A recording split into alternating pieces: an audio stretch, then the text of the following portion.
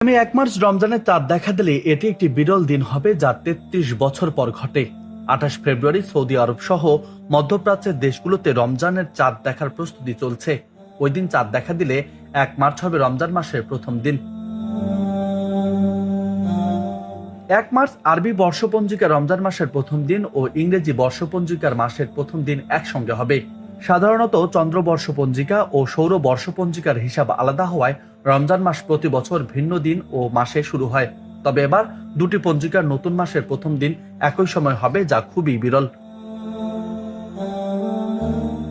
জ্যোতির্বিদরা বলছেন ২৮ ফেব্রুয়ারি রাতে সৌদি সহ মধ্যপ্রাচ্যের দেশে রমজান মাসে চাঁদ দেখা যাবে।